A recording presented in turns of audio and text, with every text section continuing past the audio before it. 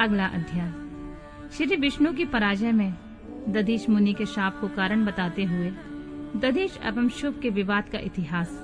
मृत्युंजय मंत्र के अनुष्ठान से दधीच की अवध्यता तथा श्री हरि का शुभ को दधीच की पराजय के लिए यत्न करने का आश्वासन।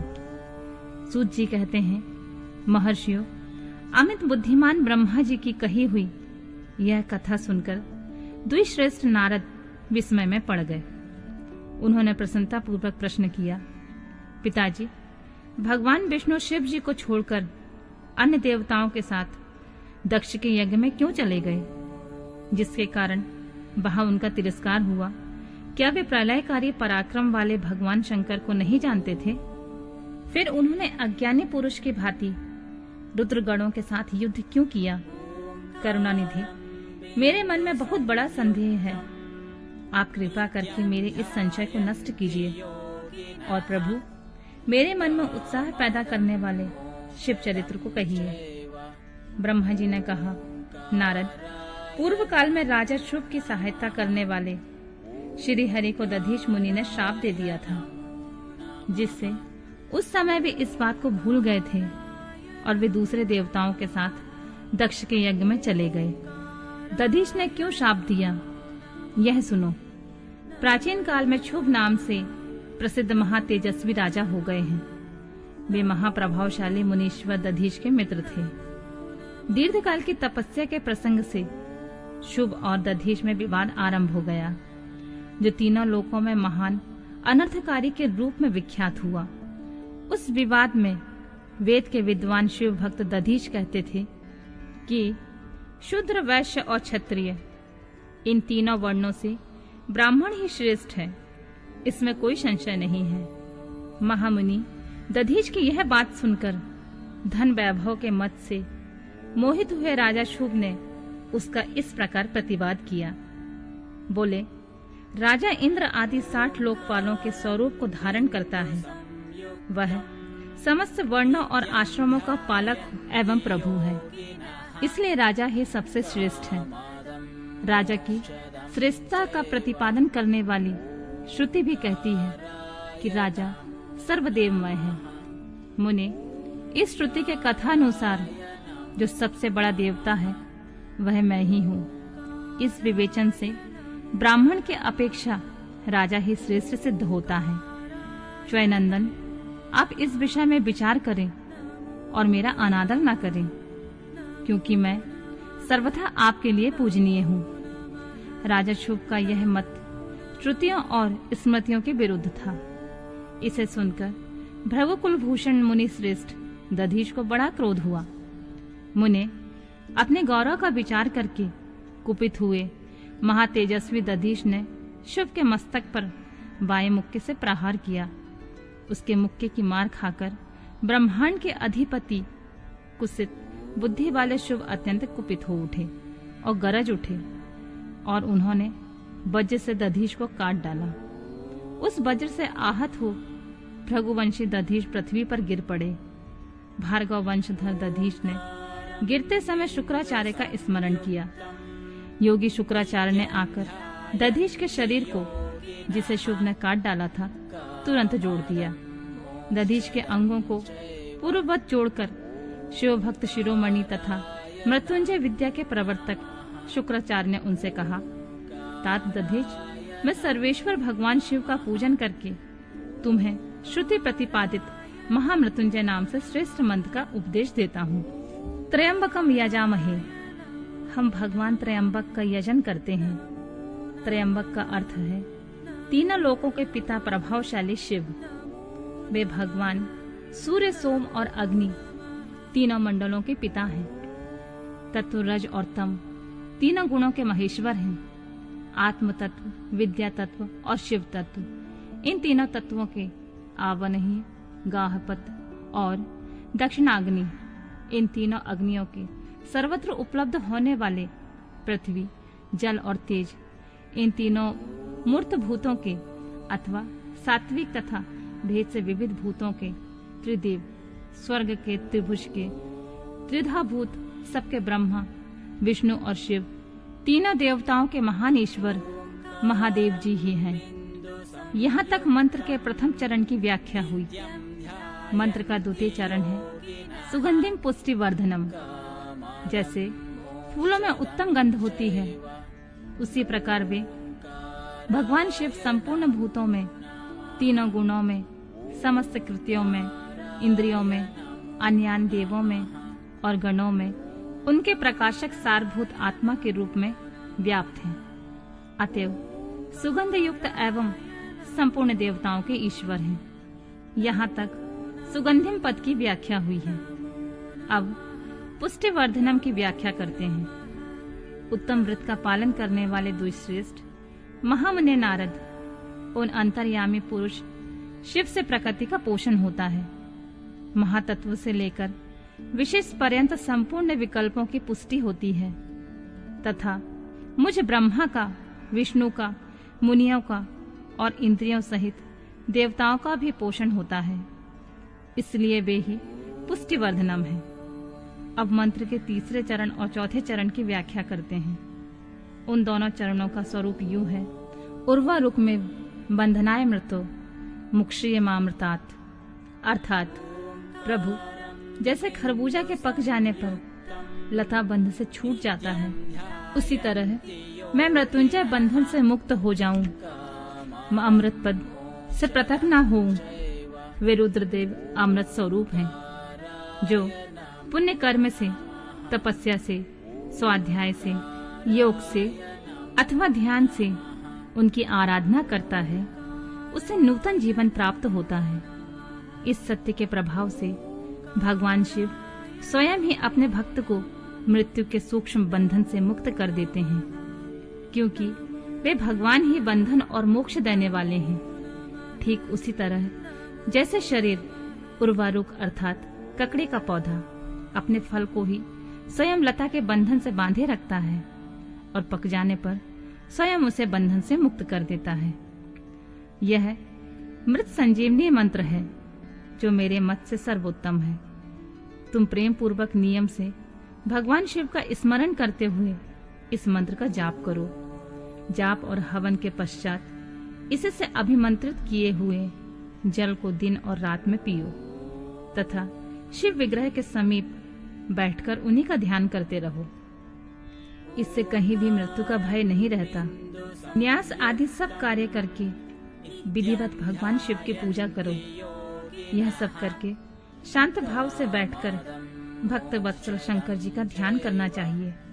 मैं भगवान शिव का ध्यान बता रहा हूँ, जिसके अनुसार उनका चिंतन करके मंत्र जप करना चाहिए। इस तरह निरंतर जप करने से बुद्धिमान पुरुष भगवान शिव के प्रभाव से मंत्र को सिद्ध कर लेता है, जो अपने 2 करकमलों में रखे हुए 2 कलशों से जल निकालकर उनसे ऊपर वाले 2 हाथों द्वारा अपने मस्तक को सींचते हैं।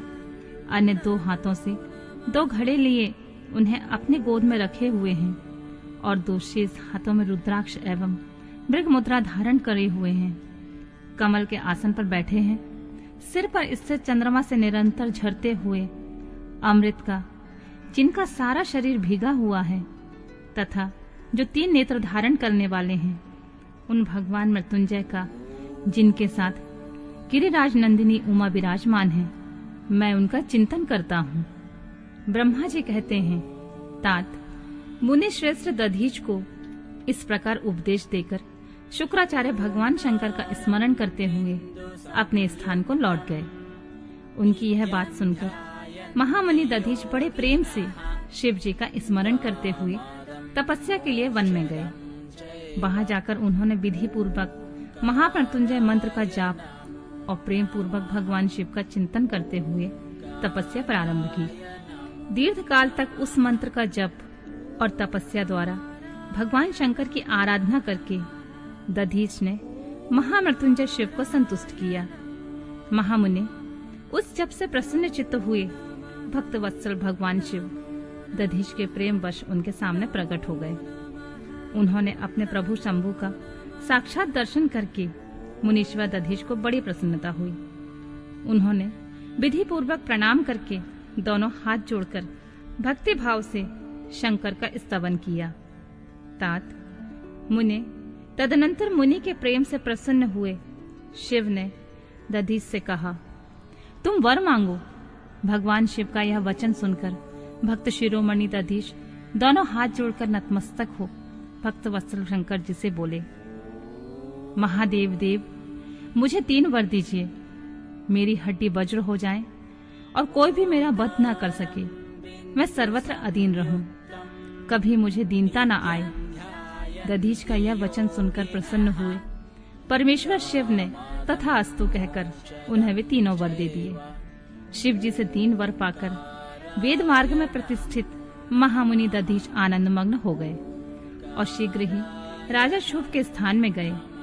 महादेव से अवध्यता वज्र में अस्थि और अधीनता पाकर दधीच ने राजेंद्र शुभ के मस्तक पर लात मारी। फिर तो राजा शुभ ने भी क्रोध करके दधीच पर वज्र से प्रहार किया। वे भगवान विष्णु के गौरव से अधिक गर्व से भरे हुए थे, परंतु शुभ का चलाया हुआ वह वज्र परमेश्वर शिव के प्रभाव से महात्मा दधीच का नाश न कर सका। इससे ब्रह्म कुमार शुभ को बड़ा विस्मय हुआ। मुनीश्वर दधीच की अवध्यता, अधीनता और वज्र से भी बढ़ चढ़कर प्रभाव देखकर ब्रह्म कुमार शुभ के मन में बड़ा आश्चर्य हुआ। उन्होंने शीघ्र ही वन में जाकर इंद्र के छोटे भाई मुकुंद की आराधना आरंभ की। वे शरणागत पालक नरेश मृत्युंजय सेवक दधीच से पराजित हो गए थे। शुभ की पूजा से गरुड़ ध्वज भगवान मधुसूदन बहुत संतुष्ट हुए। उन्होंने राजा को दिव्य दृष्टि प्रदान की। उस दिव्य दृष्टि से ही जनार्दन देव का दर्शन करके उन गरुड़ ध्वज को शुभ ने प्रणाम किया और प्रिय वचनों द्वारा उनकी स्तुति की। इस प्रकार देवेश्वर आदि से प्रशंसित उन अजय ईश्वर श्री नारायण देव का पूजन और स्तवन करके राजा ने भक्ति भाव से उनकी ओर देखा तथा उन जनार्दन के चरणों में मस्तक रखकर प्रणाम करने के पश्चात उन्हें अपना अभिप्राय सूचित किया। राजा बोले, भगवान, दधीच नाम से एक प्रसिद्ध ब्राह्मण है जो धर्म के ज्ञाता हैं। उनके हृदय में विनय का भाव है। वे पहले मेरे मित्र थे। इन दिनों रोग शोक से रहित मृत्युंजय महादेव की आराधना करके वे उन्हीं कल्याणकारी शिव के प्रभाव से समस्त अस्त्र शस्त्रों द्वारा सदा के लिए अवध्य हो गए हैं। एक दिन उन महातपस्वी दधीच ने भरी सभा में आकर अपने बाएं पैर से मेरे मस्तक पर बड़ी बेग से अवहेलना पूर्वक प्रहार किया और गर्व से कहा, मैं किसी से नहीं डरता हूँ। हरे, वे मृत्युंजय से उत्तम वर पाकर अनुपम गर्व से भर गए हैं। ब्रह्मा जी कहते हैं, नारद, महात्मा दधीच की अवध्यता का समाचार जानकर श्री हरि ने महादेव जी के अतुलित प्रभाव को स्मरण किया। फिर वे ब्रह्मपुत्र राजा शुभ से बोले, राजेंद्र, ब्राह्मणों को कहीं थोड़ा सा भी भय नहीं है। भूपते, विशेषतः रुद्र भक्तों के लिए तो भय नाम की कोई वस्तु है ही नहीं। यदि तुम्हारी ओर से कुछ करूं तो ब्राह्मण दधीच को दुख होगा और वह मुझ जैसे देवता के लिए भी शाप का कारण बन जाएगा। राजेंद्र, दधीच के शाप से दक्ष के यज्ञ में सुरेश्वर शिव से मेरी पराजय होगी और फिर मेरा उत्थान भी होगा। महाराज, इसलिए मैं तुम्हारे साथ रहकर कुछ नहीं करना चाहता। मैं अकेला ही तुम्हारे लिए दधीच को जीतने का प्रयत्न करूंगा। भगवान विष्णु का यह वचन सुनकर शिव बोले, बहुत अच्छा, ऐसा ही होगा। ऐसा कहकर वे उस कार्य के लिए मन ही मन उत्सुक हो प्रसन्नता पूर्वक वहीं ठहर गए। अगला अध्याय श्री विष्णु और देवताओं से अपराजित दधीच का उनके लिए शाप और शुभ पर अनुग्रह। ब्रह्मा जी कहते हैं, नारद, भक्त वत्सल भगवान विष्णु राजा शुभ का हित साधन करने के लिए ब्राह्मण का रूप धारण करके दधीच के आश्रम पर गए। वहां उन जगत गुरु श्री हरि ने शिव भक्त शिरोमणि ब्रह्मर्षि दधीच को प्रणाम करके शुभ के कार्य की सिद्धि के लिए उद्यत हो उनसे यह बात कही, भगवान शिव की आराधना में तत्पर रहने वाले अविनाशी ब्रह्मर्षि दधीच, मैं तुमसे एक वर मांगता हूँ, उसे तुम मुझे दे दो। शुभ की कार्य सिद्धि चाहने वाले देवादिदेव श्री हरि के इस प्रकार याचना करने पर शैव शिरोमणि दधीच ने शीघ्र ही भगवान विष्णु से इस प्रकार कहा। बोले, ब्राह्मण, आप क्या चाहते हैं? यह मुझे ज्ञात हो गया है। आप शुभ का काम बनाने के लिए साक्षात भगवान श्री हरि का ब्राह्मण का रूप धारण करके यहाँ आए हैं। इसमें संदेह नहीं है कि आप पूरे मायावी हैं, किंतु देवेश जनार्दन, मुझे भगवान रुद्र की कृपा से भूत, भविष्य और वर्तमान तीनों कालों का ज्ञान सदा ही बना रहता है। सुब्रत, मैं आपको जानता हूँ।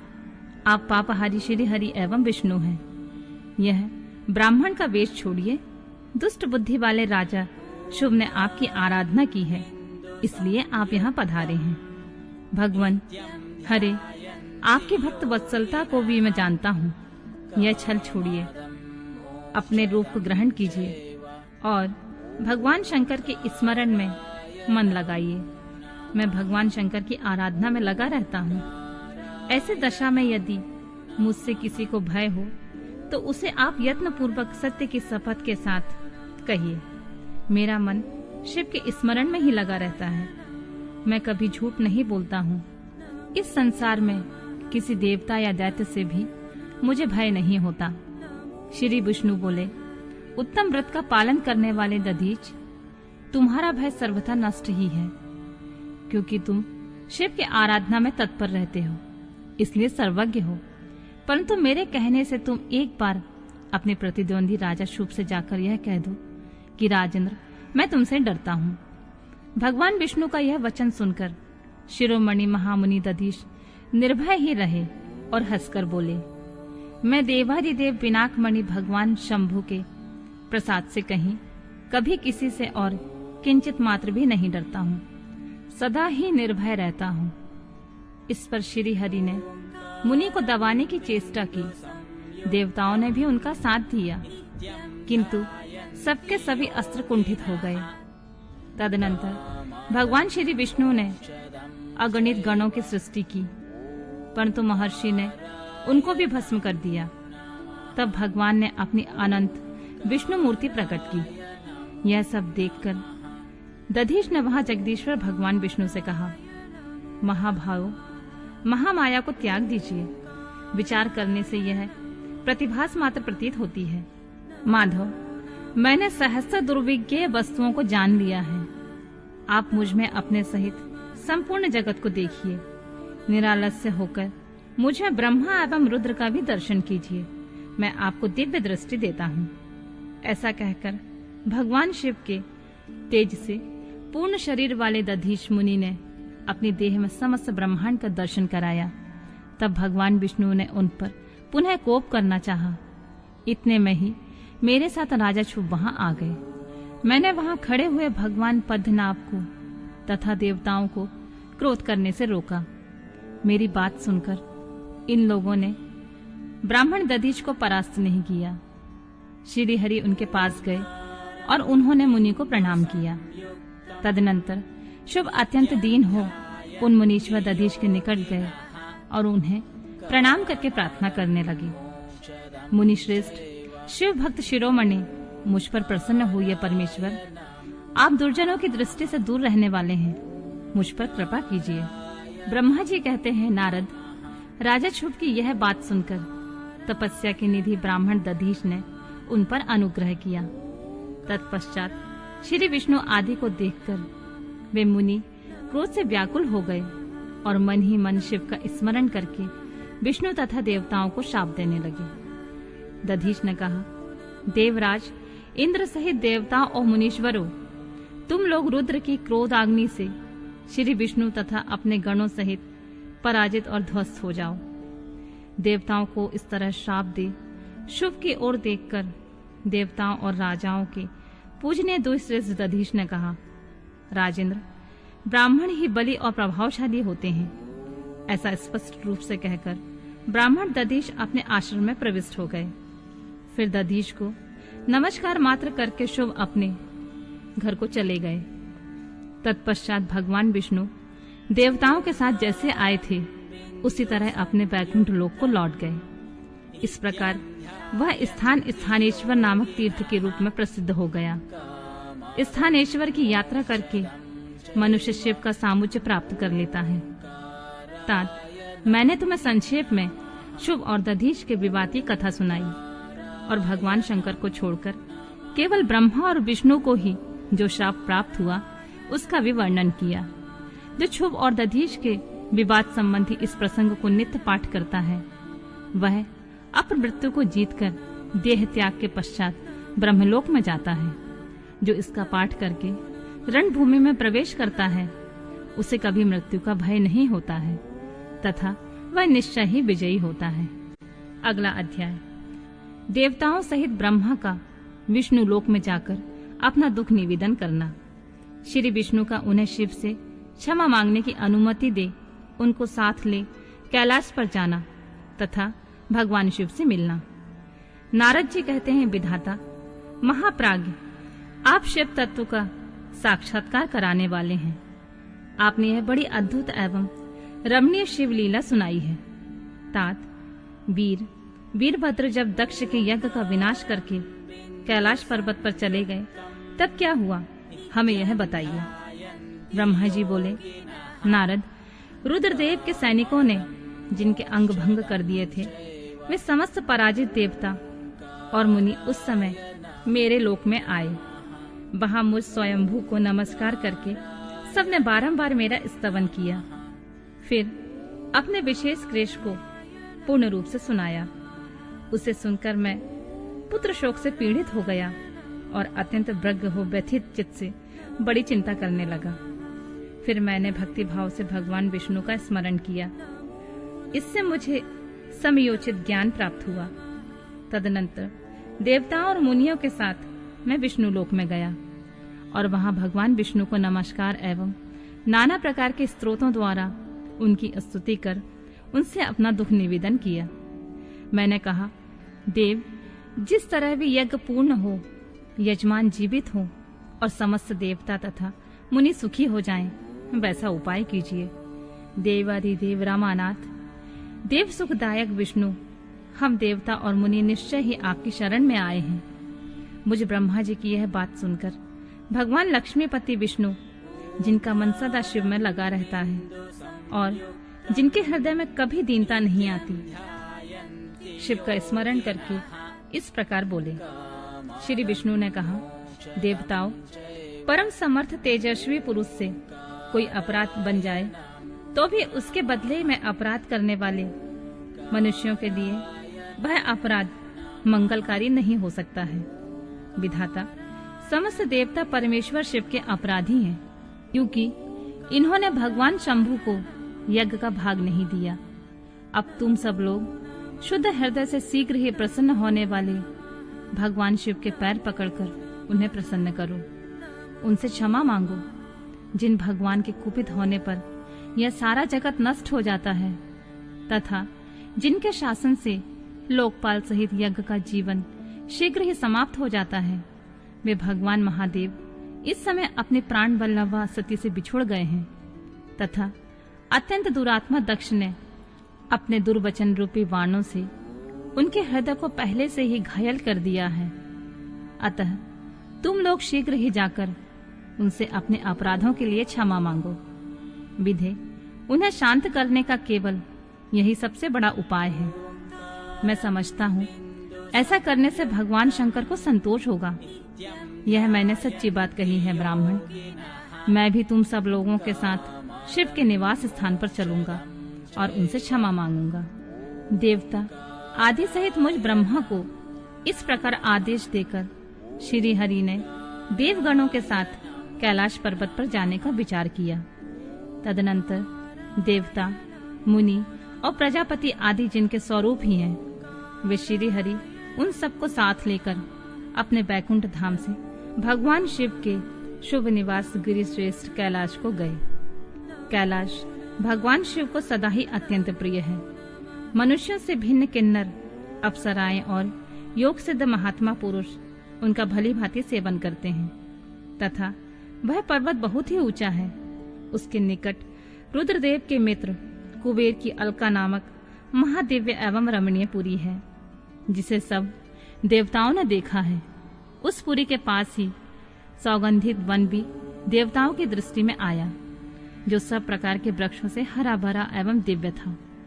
उसके भीतर सर्वत्र सुगंध फैलाने वाले सौगंधिक नामक कमल खिले हुए थे।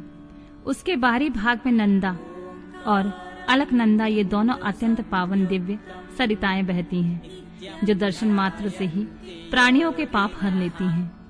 यक्षराज कुबेर की अलकापुरी और सौगंधिक वन को पीछे छोड़कर आगे बढ़ते हुए देवताओं ने थोड़ी ही दूर पर शंकर जी के बट वृक्ष को देखा। उसने चारों ओर से अपनी अविचल छाया फैला रखी थी। वह वृक्ष 100 योजन ऊंचा था और उसकी शाखाएं 75 योजन तक फैली हुई थी। उस पर कोई घोंसला नहीं था और ग्रीष्म का ताप तो उससे सदा दूर रहता था। बड़े पुण्यात्मा पुरुषों को ही उसका दर्शन हो सकता है। वह परम रमणीय और अत्यंत पावन है। वह दिव्य वृक्ष भगवान शंभु का योग स्थल है। योगियों के द्वारा सेव्य और परम उत्तम है। मुमुक्षुओं के आश्रयभूत उस महायोगमय बट वृक्ष के नीचे विष्णु आदि सब देवताओं ने भगवान शंकर को विराजमान देखा। मेरे पुत्र महासिद्ध सनकादि, जो सदा शिव भक्ति में तत्पर रहने वाले और शांत हैं, बड़ी प्रसन्नता के साथ उनकी सेवा में बैठे थे। भगवान शिव का श्री विग्रह परम शांत दिखाई देता था। उनके सखा कुबेर, जो गुहाकों और राक्षसों के स्वामी हैं, अपने सेवक गणों तथा कुटुंबी जनों के साथ सदा विशेष रूप से उनकी सेवा किया करते हैं। वे परमेश्वर शिव उस समय तपस्वी जनी को परम प्रिय लगने वाला सुंदर रूप धारण किए बैठे थे। भस्म आदि से उनके अंगों की बड़ी शोभा हो रही थी। भगवान शिव अपने वत्सल स्वभाव के कारण सारे संसार के सुहृदय हैं। नारद उस दिन वे एक कुशासन पर बैठे थे और सब संतों के सुनते हुए तुम्हारे प्रश्न करने पर तुम्हें उत्तम ज्ञान का उपदेश दे रहे थे। वे बायां चरण अपनी दाईं जांघ पर और दायां हाथ बाएं घुटने पर रखे, कलाई में रुद्राक्ष की माला डाले सुंदर तर्क मुद्रा से विराजमान थे। इस रूप में भगवान शिव का दर्शन करके उस समय विष्णु आदि सब देवताओं ने दोनों हाथ जोड़कर मस्तक झुकाकर तुरंत उनके चरणों में प्रणाम किया और मेरे साथ भगवान विष्णु को आया देख सत्पुरुषों के आश्रयदाता भगवान रुद्र उठकर खड़े हो गए। उन्होंने सिर झुकाकर उन्हें प्रणाम भी किया। फिर विष्णु आदि सभी देवताओं ने जब भगवान शिव को प्रणाम कर लिया, तब उन्होंने मुझे नमस्कार किया। ठीक उसी तरह जैसे लोगों को उत्तम गति प्रदान करने वाले भगवान विष्णु प्रजापति कश्यप को प्रणाम करते हैं, तत्पश्चात देवताओं, सिद्धों, गणाधीशों और महर्षियों से नमस्कृत तथा स्वयं भी श्री विष्णु को एवं मुझको नमस्कार करने वाले भगवान शिव से श्री हरि ने आदर पूर्वक वार्तालाप आरंभ किया। देवताओं द्वारा भगवान शिव की स्तुति, भगवान शिव का देवता आदि के अंगों के ठीक होने और दक्ष के जीवित होने का वरदान देना, श्री हरि आदि के साथ यज्ञ मंडप में पधार कर शिव का दक्ष को जीवित करना तथा दक्ष और विष्णु आदि के द्वारा उनकी स्तुति। देवताओं ने भगवान शिव जी की अत्यंत विनय के साथ स्तुति करते हुए अंत में कहा, आप पर परमेश्वर परात्पर तथा परातत्पर हैं। आप सर्वव्यापी विश्व मूर्ति महेश्वर को नमस्कार है। आप विष्णु कलत्र विष्णु क्षेत्र भानु भैरव शरणागत वत्सल त्र्यंबक तथा विरहणशील हैं। आप मृत्युंजय हैं। शोक भी आपका ही रूप है। आप त्रिगुण एवं गुणात्मा हैं। चंद्रमा, सूर्य और अग्नि आपके नेत्र हैं। आप सबके कारण और धर्म मर्यादा स्वरूप हैं। आपको नमस्कार है। आपने अपने ही तेजस्व से संपूर्ण जगत को व्याप्त कर रखा है। आप निर्विकार, प्रकाशपूर्ण, चिदानंद स्वरूप पर ब्रह्मा परमात्मा है महेश्वर। ब्रह्मा, विष्णु, इंद्र और चंद्र आदि समस्त देवता तथा मुनि आपसे ही उत्पन्न हुए हैं। क्योंकि आप अपने शरीर को 8 भागों में विभक्त करके समस्त संसार का पोषण करते हैं, इसलिए अष्टमूर्ति कहलाते हैं। आप ही सबके आदि कारण करुणामय ईश्वर हैं। आपके भय से यह वायु चलती है, आपके भय से अग्नि जलाने का काम करती है, आपके भय से सूर्य तपता है और आपके ही भय से मृत्यु सब ओर दौड़ती फिरती है। दया सिंधु महेशान परमेश्वर, प्रसन्न होइए, हम नष्ट और अचेत हो रहे हैं, अतः सदा ही हमारी रक्षा कीजिए नाथ। करुणानिधि शंभु, आपने अब तक नाना प्रकार की आपत्तियों से जिस तरह हमें सदा सुरक्षित रखा है, आज उसी तरह आप हमारी रक्षा कीजिए। नाथ दुर्गेश, आप शीघ्र ही कृपा करके इस अपूर्ण यज्ञ का और प्रजापति दक्ष का भी उद्धार कीजिए। भक्त को अपनी आंखें मिल जाएं, यजमान दक्ष जीवित हो जाएं, पूषा के दांत जम जाएं और भृगु की दाढ़ी मूछ पहले जैसी हो जाए। शंकर, आयुधों और पत्थरों की वर्षा से जिनके अंग भंग हो गए हैं, उन देवता आदि पर आप सर्वथा अनुग्रह करें, जिससे उन्हें पूर्णतः आरोग्य लाभ हो। नाथ, यज्ञ कर्म पूर्ण होने पर जो कुछ शेष रहे, वह सब आपका पूरा पूरा भाग हो, उसमें और कोई हस्तक्षेप न करे। रुद्रदेव, आपके भाग से ही यज्ञ पूर्ण हो, अन्यथा नहीं। ऐसा कहकर मुझ ब्रह्मा के साथ सभी देवता अपराध क्षमा कराने के लिए उद्यत हो हाथ जोड़कर भूमि पर दंड के समान पड़ गए। ब्रह्मा जी कहते हैं, नारद, मुझ ब्रह्मा, लोकपाल, प्रजापति तथा मुनियों सहित श्रीपति विष्णु के अनुनय विनय करने पर परमेश्वर शिव प्रसन्न हो गए।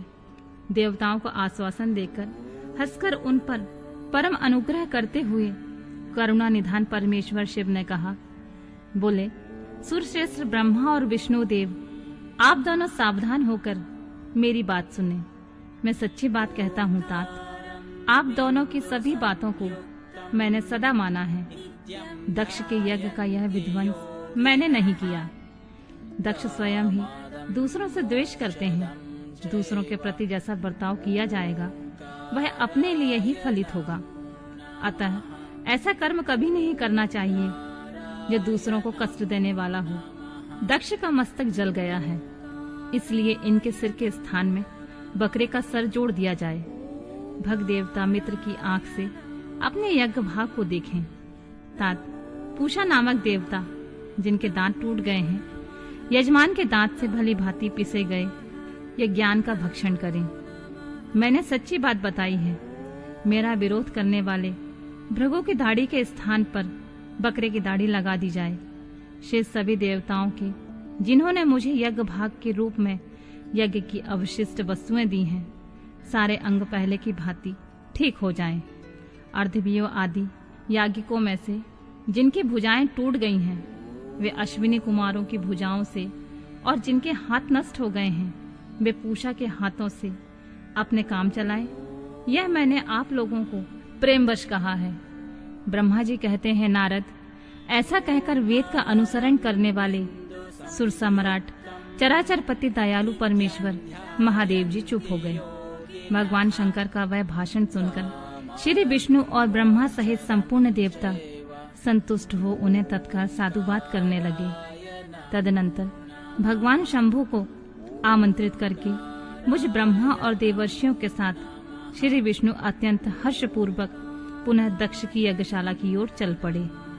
इस प्रकार उनकी प्रार्थना से भगवान शंभु, विष्णु आदि देवताओं के साथ कनखल में स्थित प्रजापति दक्ष की यज्ञशाला में पधारे। उस समय रुद्रदेव ने वहां यज्ञ का और विशेषतः देवताओं तथा ऋषियों का जो वीरभद्र के द्वारा विध्वंस किया गया था, उसे देखा। स्वाहा, स्वधा, पूषा, तुष्टि, धृति, सरस्वती और अन्य समस्त ऋषि, पितर अग्नि तथा अन्यान्य बहुत से यक्ष, गंधर्व और राक्षस वहां पड़े थे। उनमें से कुछ लोगों के अंग तोड़ डाले गए थे, कुछ लोग के बाल नौच लिए गए थे, और कितने ही उस समरांगण में अपने प्राणों से हाथ धो बैठे थे। उस यज्ञ की वैसी दुर्वस्था देखकर भगवान शंकर ने अपने गणनायक महापराक्रमी वीरभद्र को बुलाकर हंसते हुए कहा, महाबाहु वीरभद्र, तुमने यह कैसा काम किया? तात, तुमने थोड़ी ही देर में देवता तथा ऋषि आदि को बड़ा भारी दंड दे दिया। वत्स, जिसने ऐसा द्रोहपूर्ण कार्य किया है, उस विलक्षण यज्ञ का आयोजन किया है और जिसे ऐसा फल मिला है, उस दक्ष को तुम शीघ्र यहाँ ले आओ। भगवान शंकर के ऐसा कहने पर वीरभद्र ने बड़ी उतावली के साथ दक्ष का धड़ लाकर उनके सामने डाल दिया। दक्ष के उस शव को सिर से रहित देखकर लोक कल्याणकारी भगवान शंकर ने आगे खड़े हुए वीरभद्र से हंसकर पूछा, दक्ष का सिर कहाँ है? तब प्रभावशाली वीरभद्र ने कहा, प्रभु शंकर, मैंने तो उसी समय दक्ष के सिर को आग में होम कर दिया था। वीरभद्र की यह बात सुनकर भगवान शंकर ने देवताओं को प्रसन्नता पूर्वक वैसी ही आज्ञा दी जो पहले दे रखी थी। भगवान भव ने उस समय जो कुछ कहा उसकी मेरे द्वारा पूर्ति कराकर श्री हरि आदि सब देवताओं ने भृगु आदि सबको शीघ्र ही ठीक कर दिया। तदनंतर शंभु के आदेश से प्रजापति के धड़ के साथ यज्ञ पशु बकरे का सिर जोड़ दिया गया। उस सिर के जोड़े जाते ही शंभु के शुभ दृष्टि पड़ने से प्रजापति के शरीर में प्राण आ गए और वे तत्काल सोकर जगे हुए पुरुष के भांति उठकर खड़े हो गए। उठते ही उन्होंने अपने सामने करुणानिधि भगवान शंकर को देखा। देखते ही दक्ष के हृदय में प्रेम उमड़ आया। उस प्रेम ने उनके अंतःकरण को निर्मल और प्रसन्न कर दिया। पहले महादेव जी से द्वेष करने के कारण उनका अंतःकरण मलिन हो गया था, परंतु उस समय शिव के दर्शन से वे तत्काल शरद ऋतु के चंद्रमा की भांति निर्मल हो गए। उनके मन में भगवान शिव की स्तुति करने का विचार उत्पन्न हुआ, परंतु वे अनुरागाधिक्य के कारण अपनी तथा मरी हुई पुत्री का स्मरण करके व्याकुल हो जाने के कारण तत्काल उनका स्तवन न कर सके। थोड़ी देर बाद मन स्थिर होने पर दक्ष ने लज्जित होकर लोक शंकर शिव शंकर को प्रणाम किया और उनकी स्तुति आरंभ की। उन्होंने भगवान शंकर की महिमा गाते हुए बारंबार उन्हें प्रणाम किया और फिर अंत में कहा, परमेश्वर, आपने ब्रह्मा होकर सबसे पहले आत्म तत्व का ज्ञान प्राप्त करने के लिए अपने मुख से विद्या, तप और व्रत धारण करने वाले ब्राह्मणों को उत्पन्न किया था। जैसे ग्वाला लाठी लेकर गौओं की रक्षा करता है, उसी प्रकार मर्यादा का पालन करने वाले आप परमेश्वर दंड धारण किए उन साधु ब्राह्मणों की सभी विपत्तियों से रक्षा करते हैं। मैंने दुर्वचन रूपी वाणों से आपका परमेश्वर को बीन डाला था, फिर आप मुझ पर अनुग्रह करने के लिए यहाँ आ गए। अब मेरी ही तरह अत्यंत दैन्यपूर्ण आशा वाले इन देवताओं पर भी कृपा कीजिए। भक्त वत्सल दीनबंधु शंभु, मुझ में आपको प्रसन्न करने के लिए कोई गुण नहीं है। आप षड्विध ऐश्वर्य से संपन्न परात्पर परमात्मा हैं, अतः अपने ही बहुमूल्य उदारतापूर्ण वर्ताव से मुझ पर संतुष्ट हों। ब्रह्मा जी कहते हैं, नारद, इस प्रकार लोक कल्याणकारी महाप्रभु महेश्वर शंकर की स्तुति करके विनीत चित्त प्रजापति दक्ष चुप हो गए। तदनंतर श्री विष्णु ने हाथ जोड़कर भगवान वृषभध्वज को प्रणाम करके प्रसन्नता पूर्ण हृदय और गदगद वाणी के द्वारा उनकी स्तुति प्रारंभ की। तदनंतर मैंने कहा, देवाधिदेव महादेव, करुणा सागर प्रभु, आप स्वतंत्र परमात्मा हैं, अद्वितीय एवं अविनाशी परमेश्वर हैं। देव ईश्वर, आपने मेरे पुत्र पर अनुग्रह किया है। अपने अपमान की ओर कुछ भी ध्यान न देकर दक्ष के यज्ञ का उद्धार कीजिए। देवेश्वर, आप प्रसन्न होइए और समस्त शापों को दूर कीजिए। आप सज्ञान हैं, अतः आप ही मुझ कर्तव्य की ओर प्रेरित करने वाले हैं। आप ही अकर्तव्य को रोकने वाले हैं। महामुनि, इस प्रकार परम महेश्वर की स्तुति करके मैं दोनों हाथ जोड़कर मस्तक झुकाकर खड़ा हो गया। तब सुंदर विचार रखने वाले इंद्र आदि देवता और लोकपाल शंकर देव की स्तुति करने लगे। उस समय भगवान शिव का मुखारविंद प्रसन्नता से खिल उठा था। इसके बाद प्रसन्नचित हुए समस्त देवताओं, दूसरे दूसरे सिद्धों, ऋषियों और प्रजापतियों ने भी शंकर जी का सहर्ष स्तवन किया। इसके अतिरिक्त उपदेवो नागो सदस्यों तथा ब्राह्मणों ने पृथक पृथक प्रणाम। भगवान शिव का दक्ष को अपने भक्त वत्सलता, ज्ञानी भक्ति की श्रेष्ठता तथा तीनों देवताओं की एकता बताना, दक्ष का अपने यज्ञ को पूर्ण करना, सब देवता आदि का अपने अपने स्थान को जाना, सतीखंड का उपसंहार और महात्म। ब्रह्मा जी कहते हैं, नारद, इस प्रकार श्री विष्णु के, मेरे, देवताओं और ऋषियों के तथा अन्य लोगों की स्तुति करने पर महादेव जी बड़े प्रसन्न हुए। फिर उन शंभु ने समस्त ऋषियों देवताओं आदि को कृपा दृष्टि से देखकर तथा मुझ ब्रह्मा और विष्णु का समाधान करके इस प्रकार कहा, प्रजापति दक्ष, मैं जो कुछ कहता हूं सुनो। मैं तुम पर बड़ा प्रसन्न हूं। यद्यपि मैं सबका ईश्वर और स्वतंत्र हूं, तो भी मैं सदा ही अपने भक्तों के अधीन रहता हूं। 4 प्रकार के पुण्यात्मा पुरुष मेरा भजन करते हैं। दक्ष प्रजापति उन चारों भक्तों में पूर्व की अपेक्षा उत्तरोत्तर श्रेष्ठ है। उनमें पहला आर्थ, दूसरा जिज्ञासु, तीसरा अर्थार्थी और चौथा ज्ञानी। पहले के 3 तो सामान्य श्रेणी के भक्त हैं, किंतु चौथे का अपना विशेष महत्व है। उन सब भक्तों में चौथा ज्ञानी ही मुझे अधिक प्रिय है। वह मेरा रूप ही माना गया है। उससे बढ़कर दूसरा कोई मुझे प्रिय नहीं है। यह मैं सत्य सत्य कहता हूँ। मैं आत्मज्ञ हूँ। वेद वेदांत के पारगामी विद्वान ज्ञान के द्वारा मुझे जान सकते हैं। जिनकी बुद्धि मंद है वे ही ज्ञान के बिना मुझे पाने का प्रयत्न करते हैं। कर्म के अधीन हुए मूढ़ मानव मुझे वेद, यज्ञ, दान और तपस्या द्वारा कभी भी नहीं पा सकते हैं। अतः दक्ष, आज से तुम बुद्धि के द्वारा मुझ परमेश्वर को जानकर ज्ञान का आश्रय ले समाहित चित्त से होकर कर्म करो। प्रजापति, तुम उत्तम बुद्धि के द्वारा मेरी दूसरी बात भी सुनो। मैं अपने सगुण स्वरूप के विषय में इस गोपनीय रहस्य को धर्म की दृष्टि से तुम्हारे सामने प्रकट करता हूँ। जगत का परम कारण रूप मैं ही ब्रह्मा और विष्णु हूँ। मैं सबका आत्मा, ईश्वर और साक्षी हूँ। स्वयं प्रकाश तथा निर्विशेष हूँ। मुने, अपनी त्रिगुणात्मिकता माया को स्वीकार करके ही मैं जगत के सृष्टि, पालन और संहार करता हुआ उन क्रियाओं के अनुरूप ब्रह्मा, विष्णु और रुद्र नाम धारण करता हूँ। उस अद्वितीय केवल मुझ पर ब्रह्मा परमात्मा में ही अज्ञानी पुरुष ब्रह्मा, ईश्वर तथा अन्य समस्त जीवों को भिन्न रूप से देखता है। जैसे मनुष्य अपने सिर और हाथ आदि अंगों में ये मुझसे भिन्न है, ऐसी परकीय बुद्धि कभी नहीं करता। उसी तरह मेरा भक्त प्राणी मात्र से मुझसे भिन्नता नहीं देखता। दक्ष, मैं ब्रह्मा और विष्णु तीनों स्वरूपतः एक ही हैं तथा हम ये संपूर्ण जीव रूप हैं। ऐसा समझकर जो हम तीनों देवताओं में भेद नहीं देखता है वही शांति प्राप्त करता है। जो नराधम हम तीनों देवताओं में भेद बुद्धि रखता है वह निश्चित ही जब तक चंद्रमा और तारे रहते हैं तब तक नरक में निवास करता है।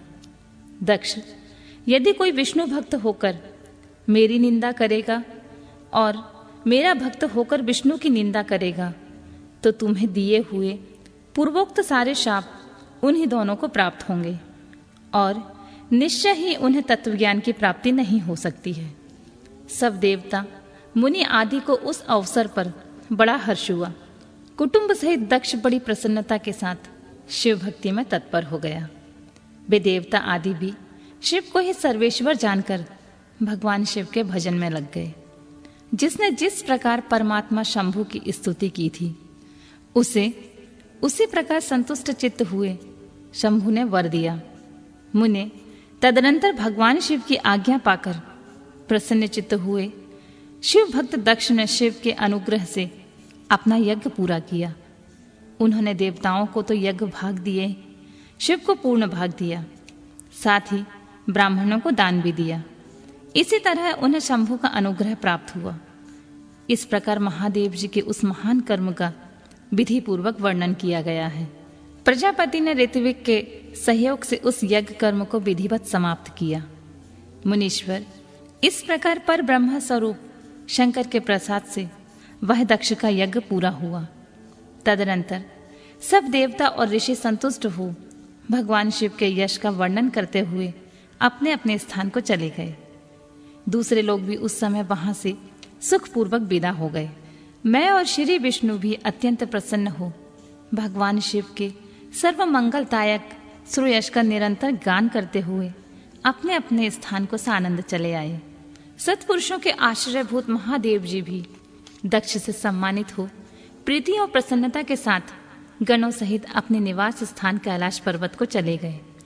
अपने पर्वत पर आकर शंभु ने अपनी प्रिय सती का स्मरण किया और प्रधान प्रधान गणों से उनकी कथा कही। इस प्रकार दक्ष कन्या सती यज्ञ में अपने शरीर को त्याग कर फिर हिमालय की पत्नी मैना के गर्भ से उत्पन्न हुई। यह बात प्रसिद्ध है। फिर वहां तपस्या करके गौरी शिवा ने भगवान शिव का पति रूप में वर्ण किया। वे उनके वाम अंग में स्थान पाकर अद्भुत लीलाएं करने लगी। नारद, इस तरह मैंने तुमसे सती के परम अद्भुत दिव्य चरित्र का वर्णन किया है, जो भोग और मोक्ष को देने वाला तथा संपूर्ण कामनाओं को पूर्ण करने वाला है। यह उपाख्यान पाप को दूर करने वाला, पवित्र एवं परम पावन है। स्वर्ग, यश तथा आयु को देने वाला तथा पुत्र पौत्र रूप फल प्रदान करने वाला है। तात, जो भक्तिमान पुरुष भक्ति भाव से लोगों को यह कथा सुनाता है, वह इस लोक में संपूर्ण कर्मों का फल पाकर परलोक में परम गति को प्राप्त कर लेता है। रुद्र संहिता का सती खंड संपूर्ण।